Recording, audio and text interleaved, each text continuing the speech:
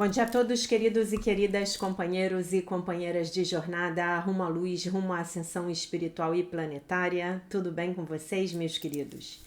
Então, hoje é sexta-feira, dia 11 de agosto de 2023, e nós vamos juntos aqui dar continuidade à nossa jornada de cura da criança interior, através dos ensinamentos de um curso em milagres. Começamos com a revisão da nossa lição do dia. Começo com a leitura dos textos, do texto, né, ao qual pertence essa lição, que é o texto de número 1 da segunda parte do livro de exercícios, o que é o perdão. Né? Jesus nos pede que nós leiamos esse texto diariamente, né, até o fim do grupo de lições que pertencem a ele. O perdão, o que é o perdão? O perdão reconhece que o que pensaste que o teu irmão fez a ti não ocorreu. Ele não perdoa pecados, tornando-os reais. Ele vê que não há pecado, e nesse modo de ver, todos os teus pecados são perdoados. O que é o pecado, senão uma falsa ideia sobre o Filho de Deus? O perdão simplesmente vê a sua falsidade e, portanto, a abandona.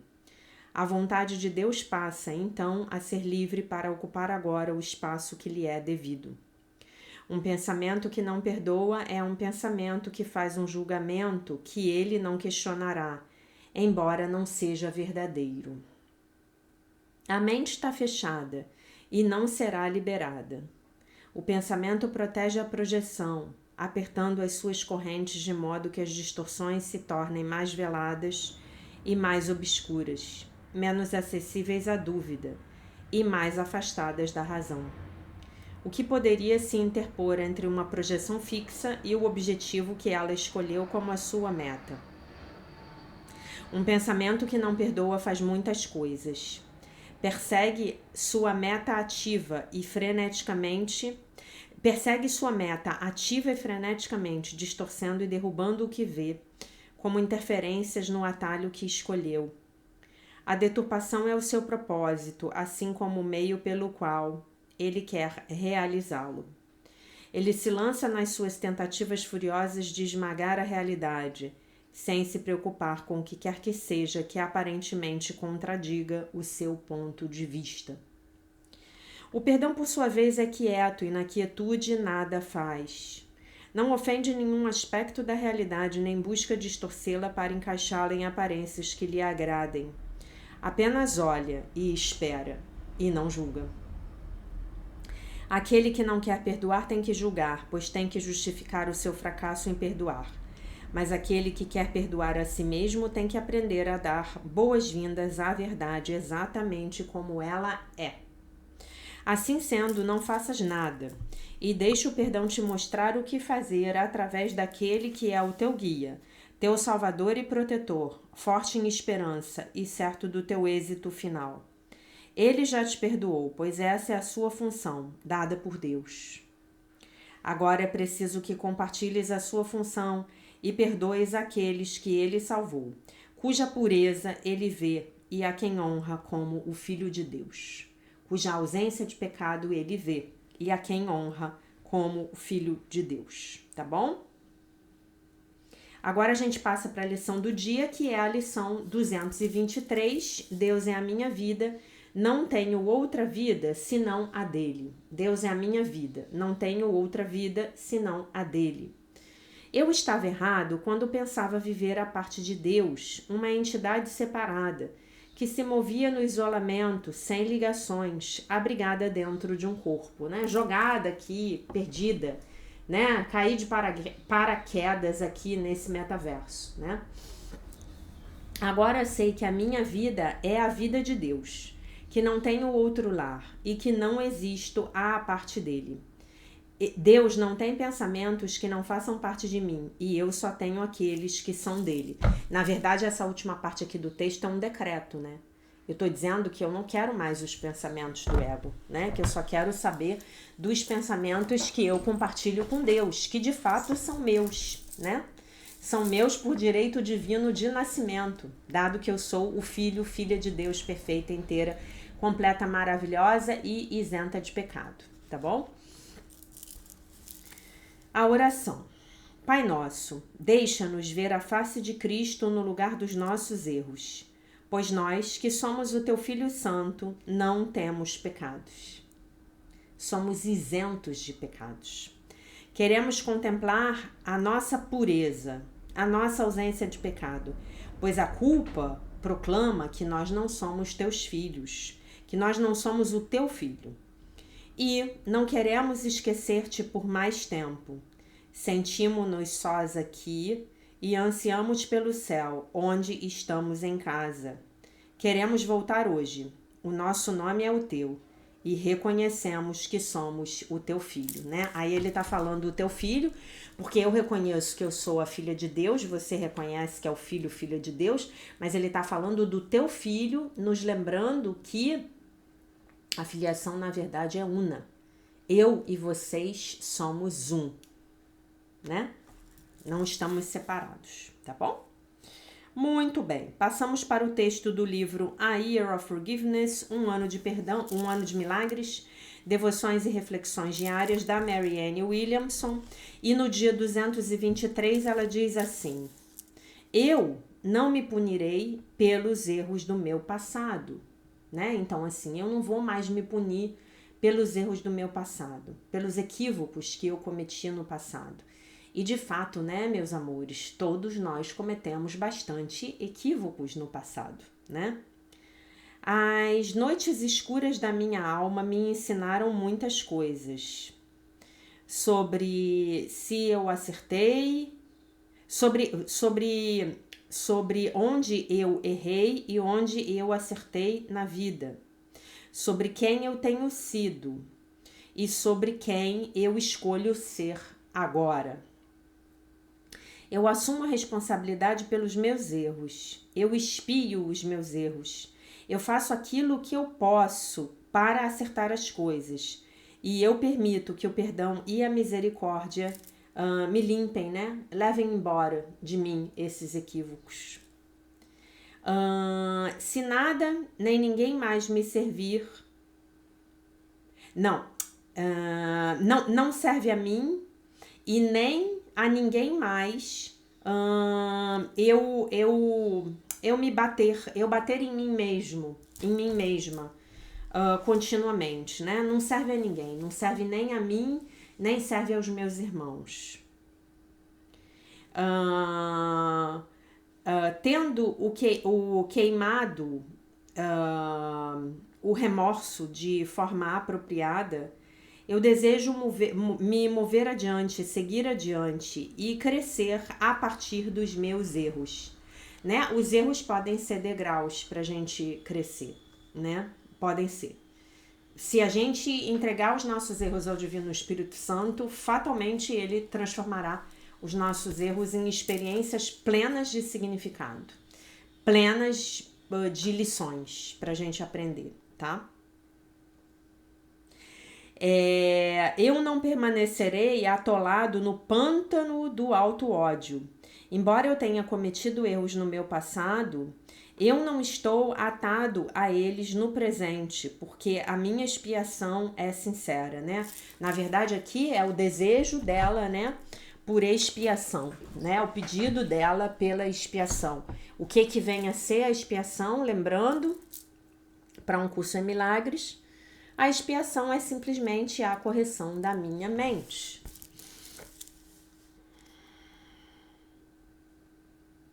Deus nele mesmo não puniria aquele a quem ele próprio perdoou. Bonito isso, né? Vou ler de novo. Deus em si mesmo não puniria aquele a quem ele já perdoou, a quem ele perdoou, tá? A oração. Querido Deus, por favor me ajude a aceitar a sua misericórdia e o seu perdão. Que eu possa ser gentil comigo mesmo, como você é gentil comigo. Que eu possa começar novamente com um coração que está limpo da culpa que eu colocaria sobre mim mesmo. Amém. Bonito, né? Muito bonito. Então, meus queridos, qual é a tarefa de hoje? Então, a tarefa de hoje é você fazer uma lista de todos os equívocos aí que você andou cometendo e pelos quais você acha que ainda se pune, né? E na verdade a gente sempre sabe, né? Quando de uma forma assim mais efetiva a gente ainda não se perdoou. E nós ainda estamos nos punindo, né? E nós podemos estar nos punindo por coisas que nós fizemos ao outro, mas podemos também estar nos punindo por aquilo que nós fizemos ou deixamos de fazer com relação a nós mesmos. Compreendem? Às vezes eu cometo um equívoco e na verdade só tem um prejudicado na minha vida diante daquela situação, né? Em decorrência daquela situação, para falar mais corretamente. Sou eu mesma, né? Então eu vou ter que me perdoar. E eu vou ter que me perdoar também por coisas que eu tenha feito ou deixado de fazer em omissão pelos outros. Escreva, entregue ao Divino Espírito Santo, peça perdão, peça que ele corrija a sua mente, queime tudo lendo um texto sagrado, tá? E como a gente está fazendo essa prática com a criança interior, talvez fosse interessante você voltar lá na sua infância, tá? Você voltar lá na sua infância e ver efetivamente do que a sua criança ainda tem remorso, né? Talvez a sua criança tenha remorso de ter feito bullying com um coleguinha, né? De ser aquela criança que implicava com o outro. Ou talvez a sua criança tenha um profundo remorso de não ter conseguido se defender daquele valentão do colégio, tá? Então hoje essa é a tarefa para você. Antes de fechar aqui o tablet, eu vou ler novamente a nossa lição para a gente se lembrar e contextualizar o nosso trabalho dentro da lição. Deus é a minha vida, não tenho outra vida senão a dele. Essa lição, ela nos lembra que, embora nós estejamos aqui no metaverso, essa aparente vida que nós temos aqui, ela é uma vida falsa. Nossa vida verdadeira está no seio de Deus, tá bom? Muito bem. Agora a gente volta para a leitura do texto do livro Curando a Vergonha que Te Impede de Viver, do John Bradshaw, onde ele vai falar de vários tipos de abuso, tá? Onde ele vai falar de todos os tipos de abuso.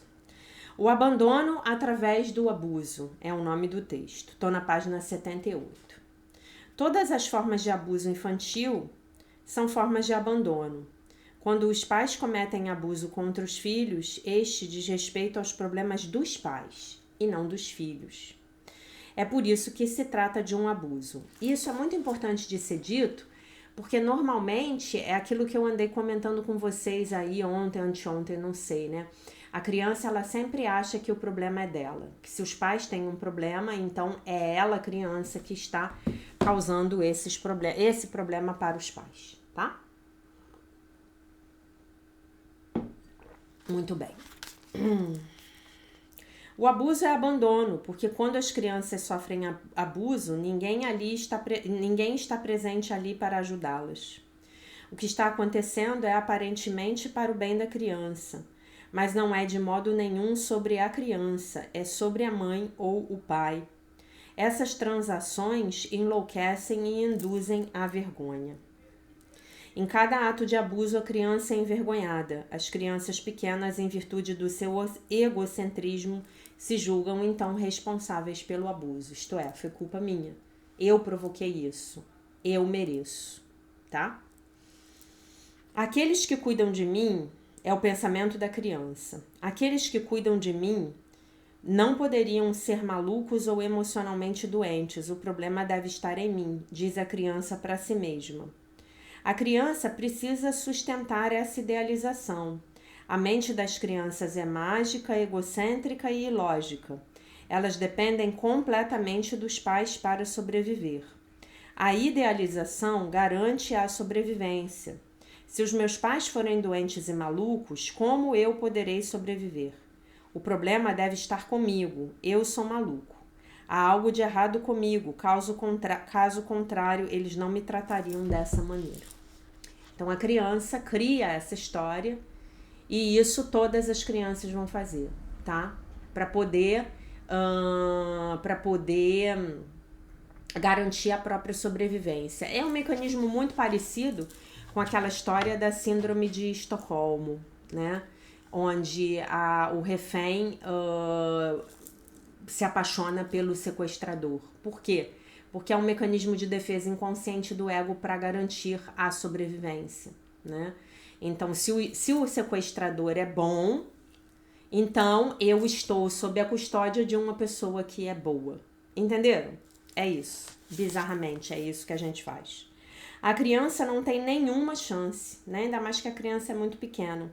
Todo abuso contribui para a internalização da vergonha, né? Da vergonha tóxica. Alguns tipos de abuso causam uma vergonha mais intensa do que outros.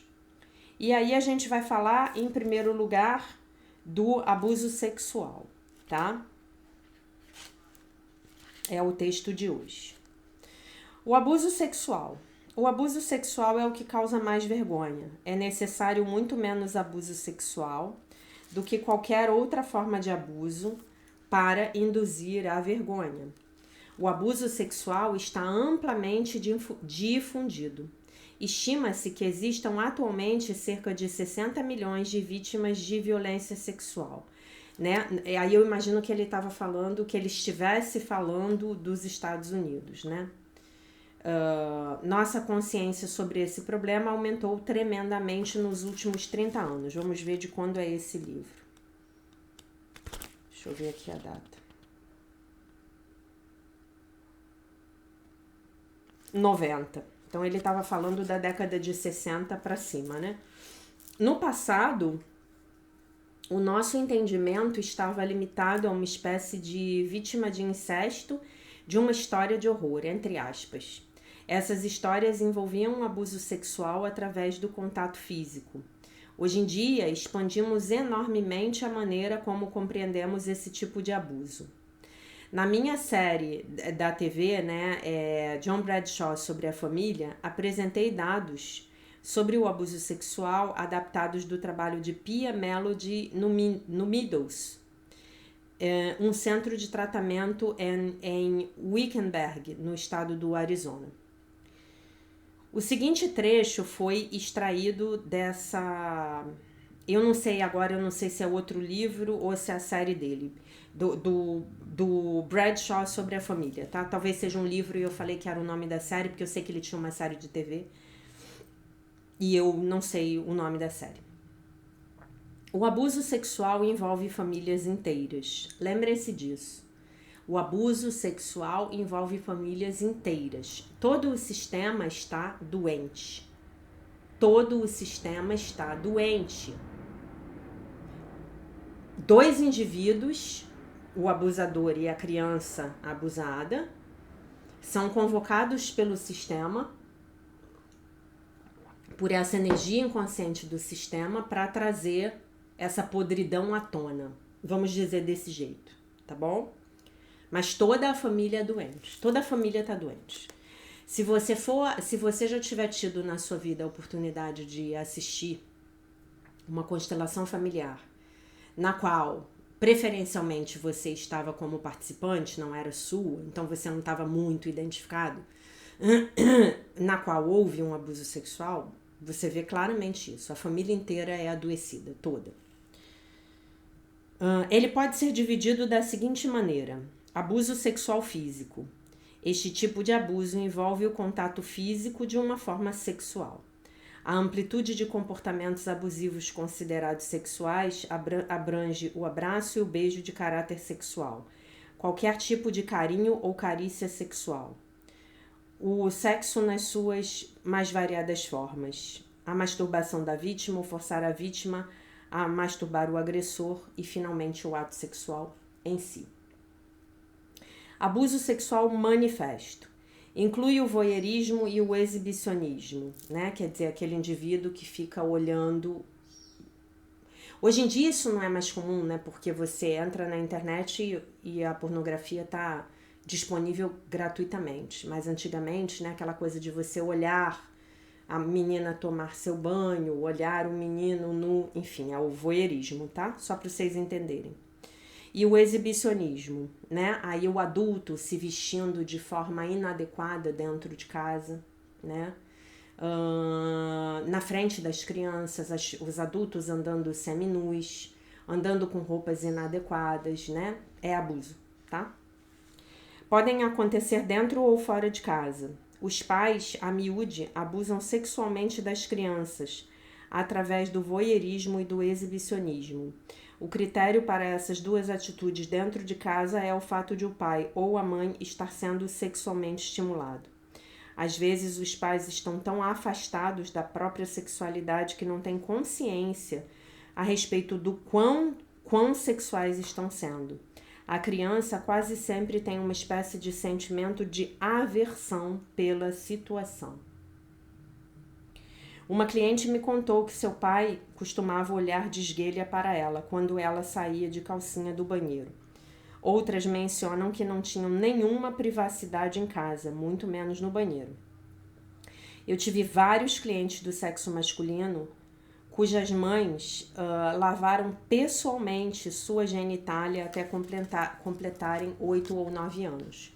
Totalmente inadequado, né? A criança precisa ser ensinada, meninos e meninas. As crianças podem ter um sentimento sexual perto dos pais, e isso não é abuso sexual a não ser que os pais o tenham causado. Tudo depende dos pais.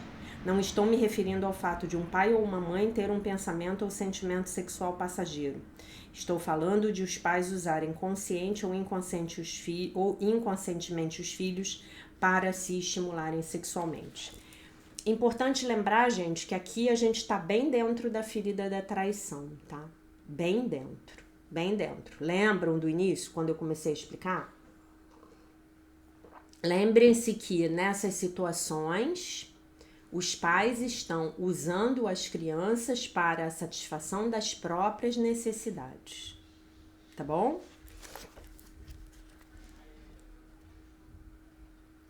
Três, abuso sexual dissimulado.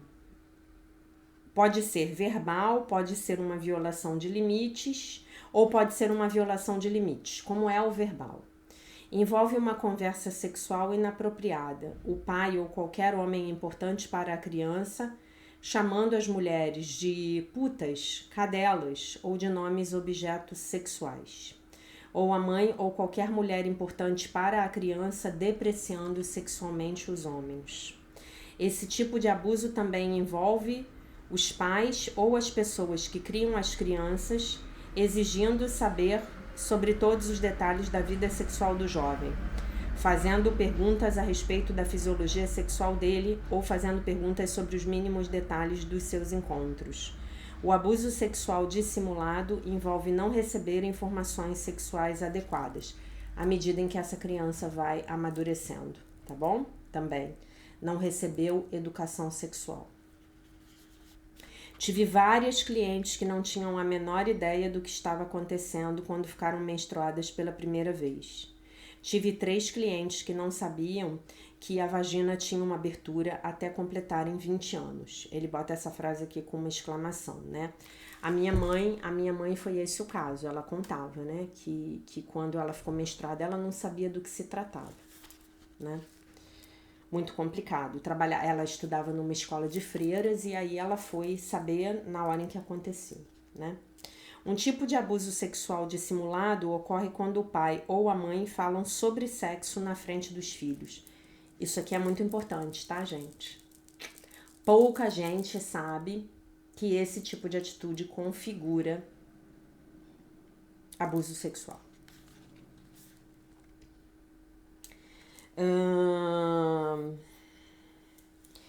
Quando a faixa etária das crianças é inadequada, né? Então, deixa eu ler a frase de novo que ficou cortada.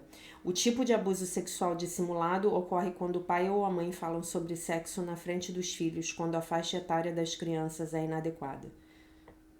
Também ocorre quando a mãe ou o pai fazem comentários sexuais a respeito das partes sexuais do corpo dos filhos.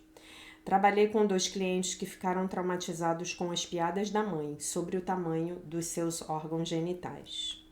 Também tive clientes do sexo feminino cujos pais e padrastos caçoavam do tamanho de seus seios ou nádegas, né? Normalmente isso é feito a título de uma brincadeira, né? Isso é traição Violação de limites, isso é humilhação também, né?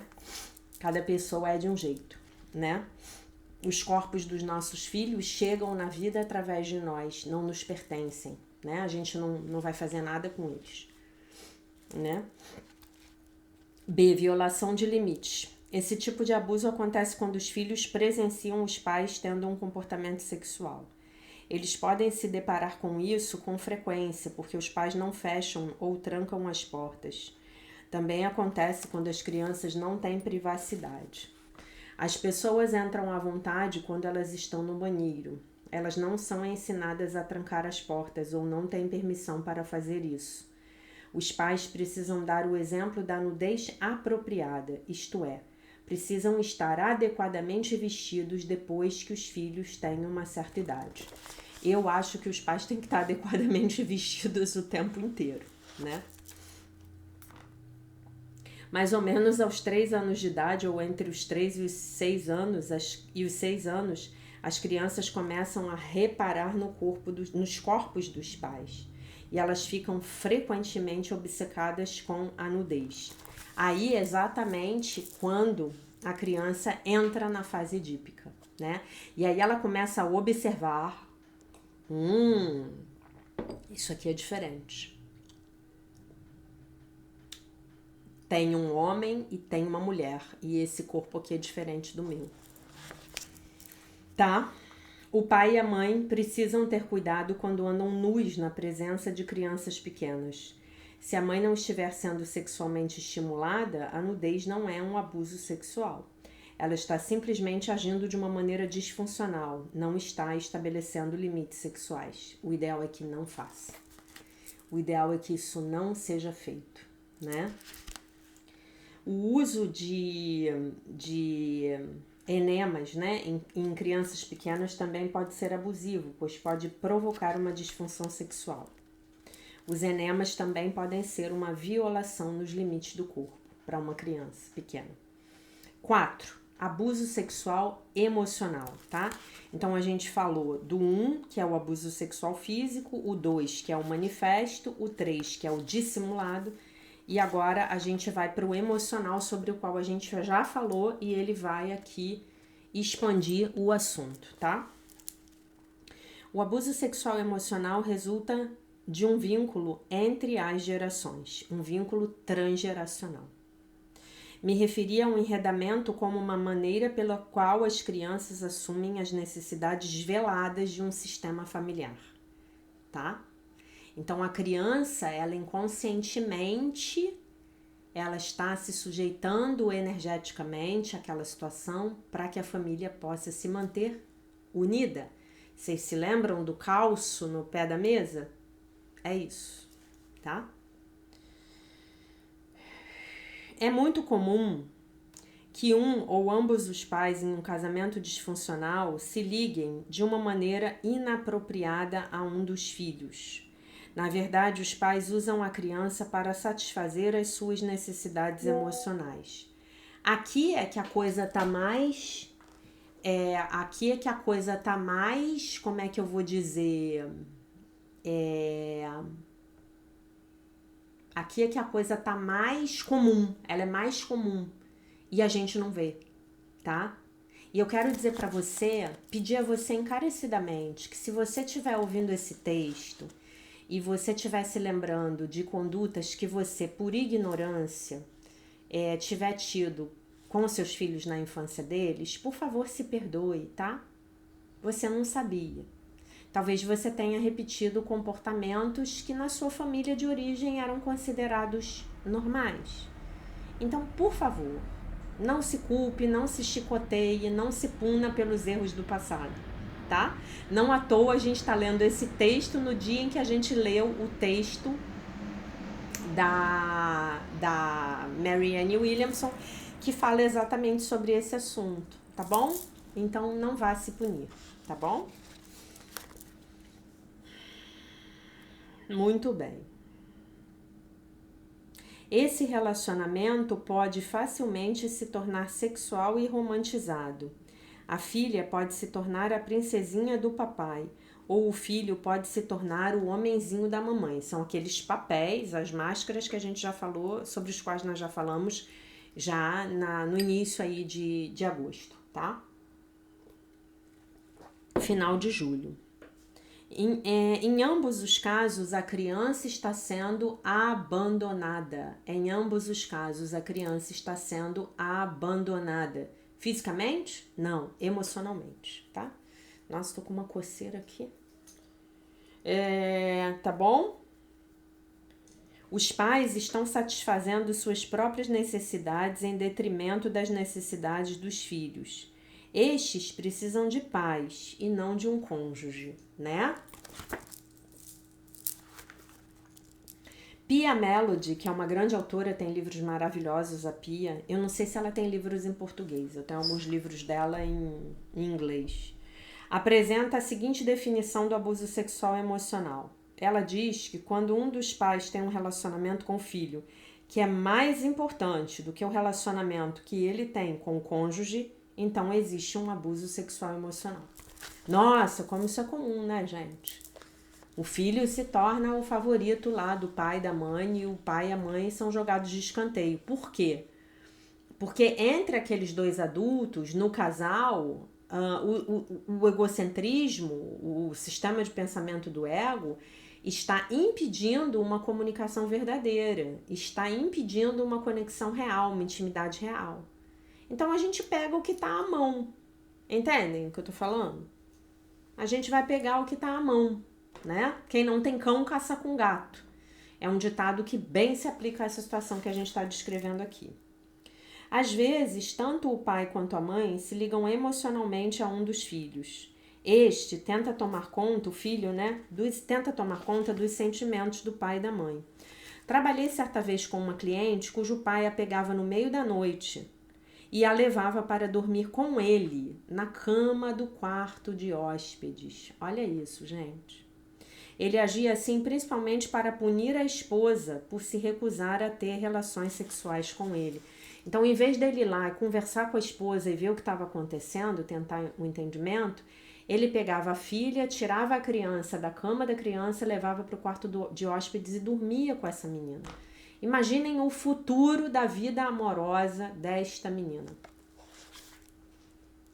A filha sofreu tremendamente com uma confusa identidade sexual. Ela não sabia se era filha ou se era esposa, né? Olha só. Só Freud, né, gente? Só Freud. Freud não, né, gente? Só Jesus na causa, né? Como diz a minha ajudante aqui, é só Jesus na causa, né? O vínculo entre as gerações, quer dizer, o vínculo transgeracional, abusivo por natureza, pode ocorrer com o pai ou a mãe e um filho do mesmo sexo que o dele, também. Uma forma extremamente comum disso na nossa cultura é o vínculo entre mãe e filha. A mãe frequentemente tem uma raiva sexualizada, isto é, ela teme e odeia os homens, né?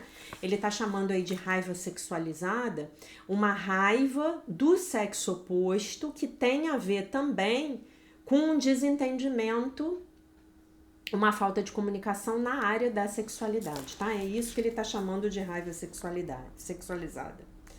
Ela usa a filha para satisfazer as suas necessidades emocionais, contaminando assim os sentimentos da filha em relação aos homens. Normalmente ela vai destilar para essa filha, tudo isso está acontecendo no nível inconsciente, todo o ódio que ela tem dos homens. E essa filha na vida dela adulta, vai passar esse ódio ao ato, vai representar isso na própria vida, sem saber o que está acontecendo. A questão é se os pais estão presentes para satisfazer as necessidades do filho e não se este está presente para satisfazer as necessidades dos pais. E embora as crianças tenham a capacidade de serem sexuais de uma maneira apropriada ao seu nível de desenvolvimento, sempre que um adulto tem um comportamento sexual com uma criança, o abuso sexual está acontecendo. Às vezes, o abuso sexual é praticado pelos irmãos mais velhos. Nossa, como é comum.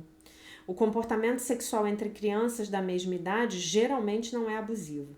A regra geral é que quando uma criança está vivenciando uma manifestação, entre aspas, sexual nas mãos de outra criança, 3 ou 4 anos mais velha, o ato é sexualmente abusivo. E aí eu vou dizer outra coisa para vocês. Normalmente, essa criança mais velha que está abusando da criança menor está sendo vítima do abuso por parte de um adulto.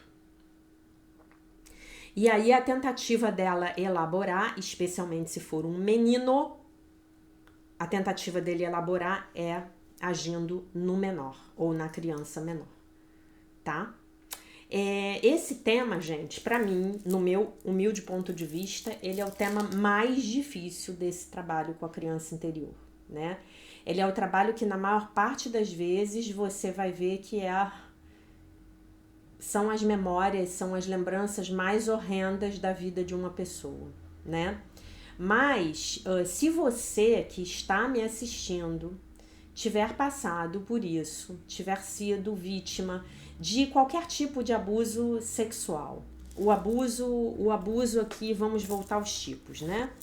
O abuso sexual emocional, o abuso sexual dissimulado, verbal ou de violação de limites, o abuso sexual físico e o abuso sexual manifesto, se você foi vítima disso, você vai precisar dar uma atenção redobrada à sua criança interior. Você vai ter que ajudá-la a se perdoar e você vai ter que fazer um trabalho para perdoar o abusador, tá? Mas você vai ter que fazer um trabalho de auto-perdão muito forte, porque no fim das contas a sua criança interior, ela entende que foi culpa dela, tá? Então você vai ter que fazer um trabalho aí muito forte. Eu conheço o caso de pessoas, muitas pessoas, eu conheço muitos casos, né, gente? Quando a gente trabalha com pessoas, a gente conhece as histórias das pessoas, né? E eu me sinto muito agradecida porque as pessoas chegam com confiança, né? E compartilham. Mas eu sei de casos onde as meninas, não apenas um, tá? Onde as meninas chegaram para as mães e falaram: mamãe, papai está abusando sexualmente de mim, vovô está abusando sexualmente de mim, titio está abusando sexualmente de mim, o vizinho está abusando sexualmente de mim, o coleguinha, e por aí vai. É mentira sua, você está inventando histórias. O mais comum é que quando seja mais perto, isto é, pai, avô, é que a negação seja maior. Sistemicamente, se você for olhar do ponto de vista da constelação familiar, o que se observa é que esse vínculo entre essa mãe e esse pai está muito diluído. Essa mãe não está mais ocupando o lugar de mãe, o lugar de esposa, perdão, e a criança em sacrifício pelo bem do sistema para manter o homem em casa, o pai em casa, ela se oferece em sacrifício para ocupar o lugar da mãe. É o que se vê. Outras configurações são possíveis. Essa é a que o Bert Hellinger descreve, né, como sendo a mais frequente. Não sei se isso já mudou na constelação, tem um tempo que eu estou um pouco afastada, evoluiu muito, né? A constelação hoje ela é mais ou menos como a teoria psicanalítica, né? É um campo de conhecimento que a cada dia que passa está aumentando, novas contribuições estão chegando, novas observações estão chegando, é muito legal. Então, assim, por favor, não se culpe. Não se culpe. E se você que estiver me assistindo tiver abusado sexualmente de alguém, eu vou dizer para você, se perdoe e perdoe aquela pessoa que abusou de você lá, porque muito provavelmente você sofreu esse abuso. Você aprendeu com um abusador que vai descendo, o abuso vai descendo de geração para geração após geração, tá?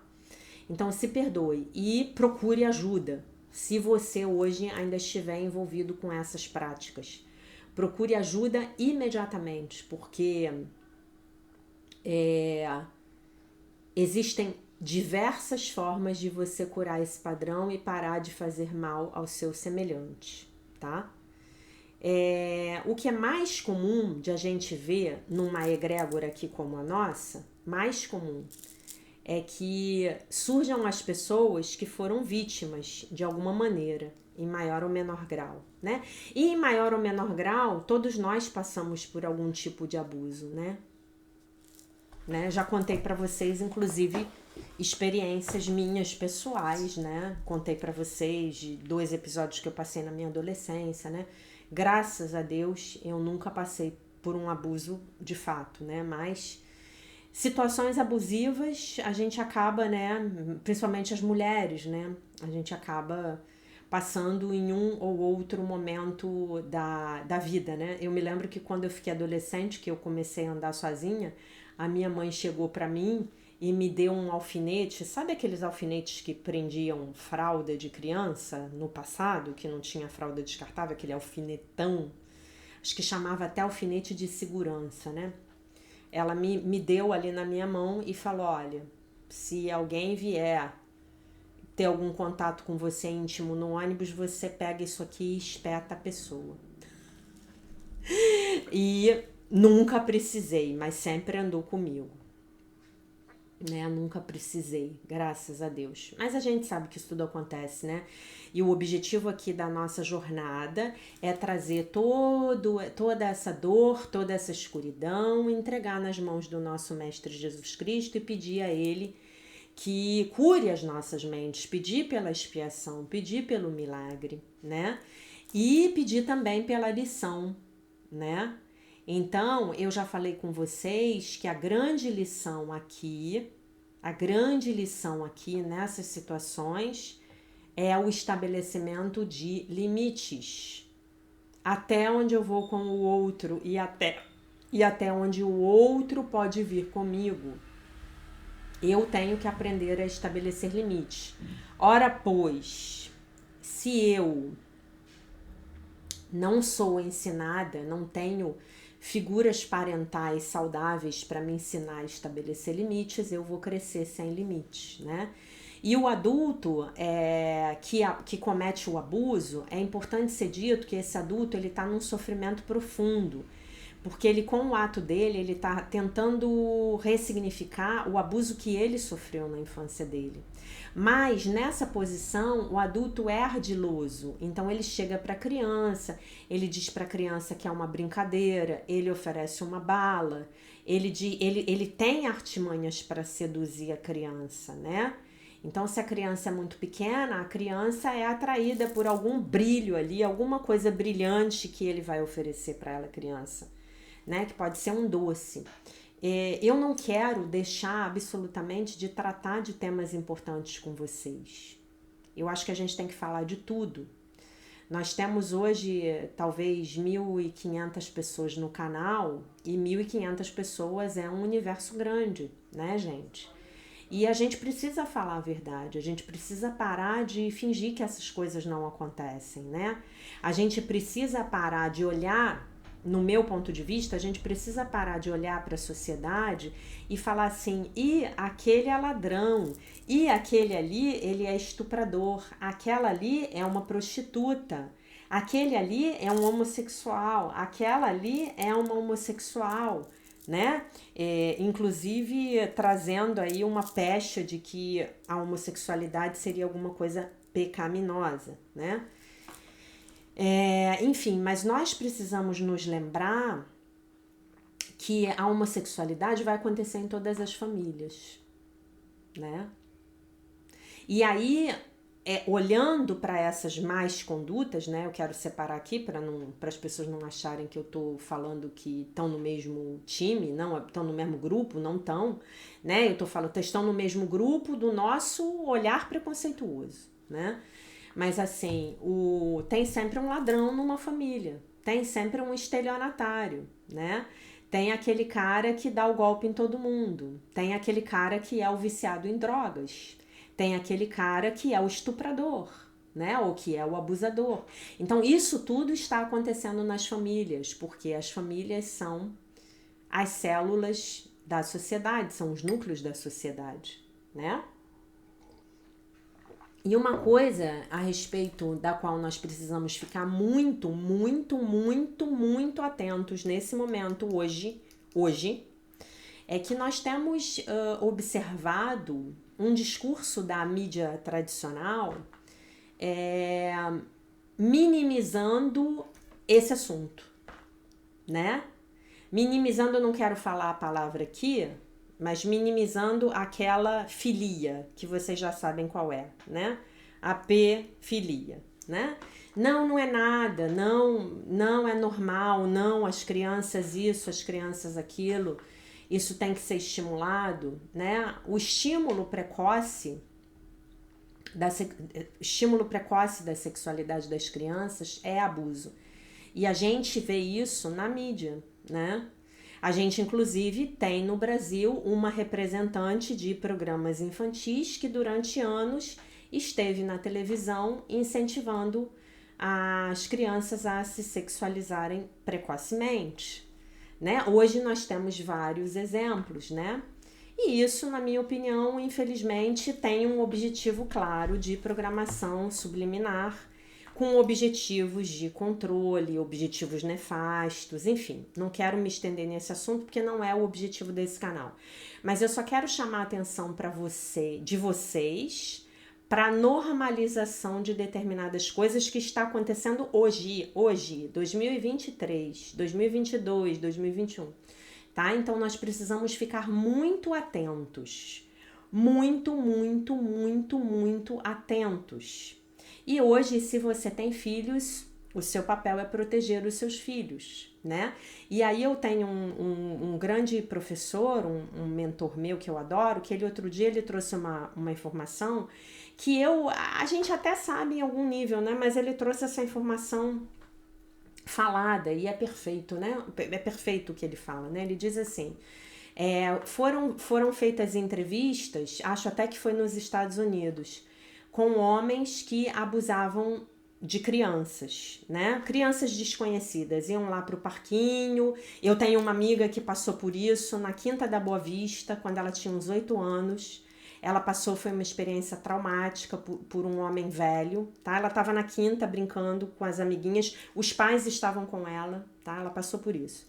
Então ele diz que a polícia perguntou para esses cidadãos o que fazia com que eles escolhessem a criança A em detrimento da criança B.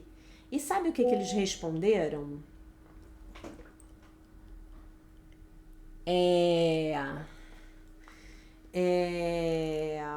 Sabe o que eles responderam? Eles responderam que era a falta de uma presença masculina, né? A falta de uma presença masculina ou a observação de que aquele homem era fraco, aquele pai daquela criança era fraco, né? Então que aquela criança que tinha um pai presente, eles não iam nela. E aí, uma das funções mais importantes do masculino, gente, é a proteção da mulher e dos filhos. Essa é uma das funções do masculino sagrado, tá? E nós estamos também, não por coincidência, num movimento muito interessante de tentativa de destruir o sexo masculino, né? Pra quê? Adivinhem, né? Então os bandidos falaram, né? Os estupradores, os abusadores, perdão, falaram, né? Que não, então sempre que eu vejo que não tem um pai ali presente, eu sei que aquela criança é mais fácil. Que eu vou chegar na criança e eu não vou ser pego. Não tem o risco de eu ser pego, né? Então, gente, é nosso papel protegermos as nossas crianças, né? O tempo inteiro. Nesse sentido, no meu ponto de vista, se você proteger demais, você vai causar menos mal do que se você proteger de menos, deixar de lado. Então, proteja os seus filhos. Esse é um assunto real, esse é um problema que, infelizmente, a sociedade humana ainda enfrenta. Esse é um problema típico do sistema de pensamento do ego, né? Onde eu acho que eu vou ter algo, uma energia, uma espécie até de uma vampirização, né? Em função do que eu vou tirar do outro, né? Isso é real, gente. Isso é real. Não vamos fingir que não acontece. Na nossa jornada de cura da criança interior, a gente tem que curar a nossa criança interior, né? Então, assim, ouça no dia de hoje, uma boa prática para vocês fazerem também é irem lá resgatar a criança de vocês se ela tiver passado por alguma situação desse tipo, tá? E eu já ouvi assim, entre terapias de grupo, pessoas que eu atendo, amigas, amigos, né? Outra coisa importantíssima de se dizer, os meninos também são vítimas com muita frequência. Estimativas dão conta de que 20% dos homens adultos já passaram por algum tipo de abuso sexual. E estimativas dão conta de que 30%, um terço melhor, né? 33% das mulheres já passou por algum tipo de abuso sexual. Se a gente fizer, como ele falou, né, que hoje em dia o estudo é mais abrangente, você tem o emocional, você tem o verbal, você tem a conduta inapropriada, você tem o pai andando nu dentro de casa, então onde a gente chega? Né? Então, se nós não dominamos um assunto, precisamos aprender a dominá-lo. Estamos aqui na nossa jornada para aprendermos a ser seres humanos melhores, pais melhores, filhos melhores, cuidarmos melhor dos nossos filhos. Então, preste muita atenção com o tipo de coisa, com o tipo de novela que o seu filho vê. Programa infantil, o que chega para as crianças, o que subliminarmente está sendo colocado na cabeça das nossas crianças na atualidade. E o que subliminarmente foi colocado na sua cabeça, na minha cabeça, quando nós éramos crianças. Tá, gente? É um assunto meio duro de tratar, essa ferida é muito barra pesada, tá? E essa ferida emocional, ela é muito barra pesada, mas a gente precisa falar. Até porque nós estamos tratando do assunto segurando nas mãos do Divino Espírito Santo e do nosso Mestre Jesus Cristo. Então, se você precisar também, escreva as suas lembranças, se perdoe se você ainda se sentir culpado, culpada, escreva tudo e entregue esses momentos da sua vida nas mãos do Divino Espírito Santo. Peça para ele pela correção da sua mente, peça pelo milagre. Lembre-se que a virtude a ser desenvolvida é sempre a virtude da posse pessoal. Eu cuido da minha energia, a minha energia é minha. Se eu aprendo a fazer isso a partir da prática espiritual, e a meditação é sensacional para fazer isso, pronto, isso não vai acontecer do lado de fora. Na meditação, eu me reconecto com quem eu sou verdadeiramente, o meu ser real, e eu me reconecto com o meu Criador, com Deus. Então, eu tomo posse daquilo que é meu, a minha energia, o meu corpo, as minhas posses, a minha vida. Tá bom? Então é isso, meus queridos. Eu deixo vocês, então, com a paz de nosso Senhor Jesus Cristo, com um beijo imenso, e se Deus quiser, nós nos vemos novamente amanhã.